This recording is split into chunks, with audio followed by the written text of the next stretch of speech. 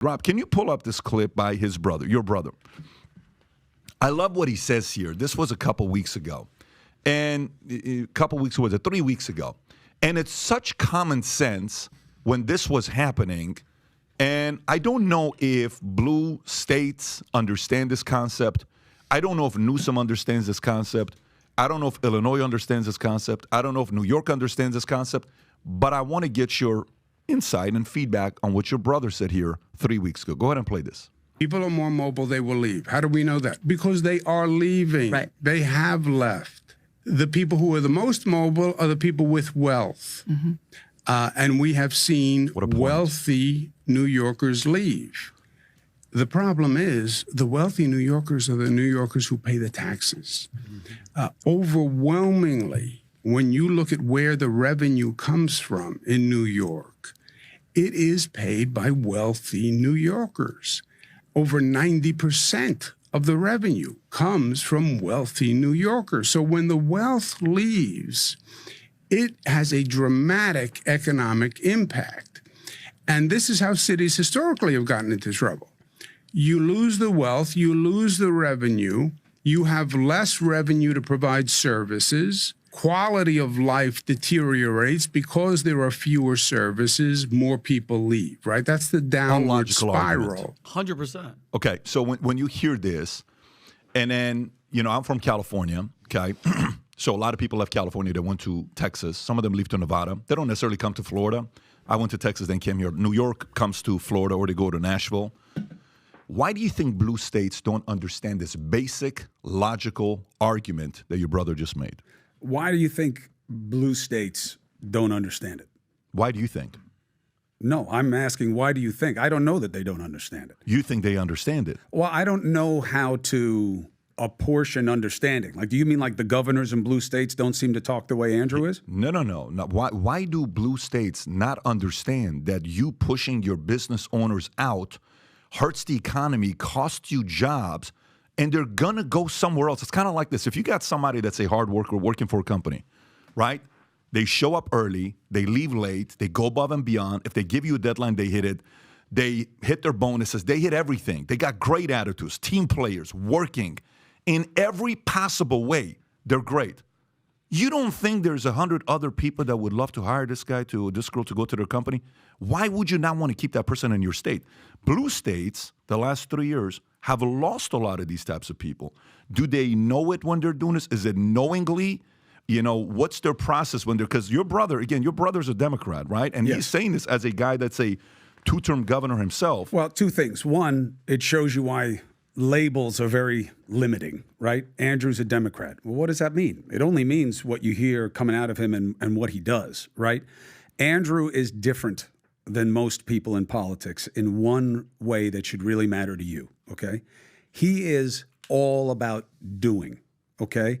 What politicians are known for, Andrew can do, but it is not his passion. The Patrick Bet David, nice to meet you. Whatever you need, I'll take care of that. And what is your concern? Yes, I share it. And here's why. And the yep, where in your head you're saying, all right, the discount effect of what this guy is saying to what he's going to do is probably somewhere around 70 to 80%. Andrew is the opposite of that. Andrew is, yeah, I get it. I can fix it. I can fix. I'll be straight about it. Here's why. I'm going to break a lot of furniture. I'm going to make a lot of enemies because we're not in the business of doing. That's the way to look at it. You would never let those people, these types of entities, this type of revenue base leave. Why? Because you're an entrepreneur, because you see the value. But you're also not in the game. What I would see is not, wow, what incredible ignorance this is, that these states, blue states, red states, whatever you want to look at, act this way. I think the lens has to be, you got to think the way they think, which is not my bottom line, which is not my results. It's advantage. And what gives the people in power the best ability to say, whoever you want to replace them with is worse. It's the opposite of your life model. You don't build valuetainment by saying, well, you should come and do business with us because, you know, the other guys, PwC, they're worse. Nobody does that. Politics, they do. You want to run against Andrew, you don't say, I have better ideas. You say his are worse. He's dangerous. He's bad. That's what politics is, and that's how you get these dynamics that don't make sense to a businessman. Fair. So I'm not. You're. Did I win that You're one? not in the game. It was strong, right? Because you don't even know half of what I said. But you smell amazing. Thank you. I want you to know. But so I like Andrew. Okay, I like Andrew. I like Andrew. But that's good. I think you love Andrew. I don't yet know Andrew. I just like Andrew. So, but for me, when I see that, I'm like, okay, so why did they, have to get rid of him? Why did they pick on him? Because the feeling I get with an Andrew is Andrew's not the type of guy. The Democratic Party, to me, is a bit more unified and darker than the Republican Party. My understanding, push back as much as you want. I enjoy this. So my understanding is a guy like Andrew, behind closed doors, if a Schumer or a Pelosi or even an Obama comes to him and says, hey, you got to step aside, you got to do this, you got to have your messaging this, you got to do that, you got to be a part of the team, you got to take one for the team. I don't know if he's that guy, okay? I just don't know if he's that guy. I think to him he goes down to whatever your father taught you guys, those values. Like, dude, it's my father over you, bro. Who are you to tell me to do this shit? My loyalty is to my last name, my family, my lineage, my heritage, it's not to you, right? That's my understanding of how his wiring is. So that means a guy like your brother, the establishment Democrats going to hate. They're not going to like him. They're not going to sit there and say, let's work with this guy. And by the way, even Mayor Adams, when he won, and, he's going to be a former cop, and then all of a sudden he's making a couple good arguments. Hey, sexual assault from 1993, and right after he disagreed with you want to drop this? How come you didn't drop it earlier? You mean to tell me you didn't know about this? Well, no, it's because the New York laws changed. All I'm saying is there's two arguments you made. I'll bring one of them back afterwards. But the one area is there a pattern of the establishment Democrat not liking guys like your brother or Mayor Adams?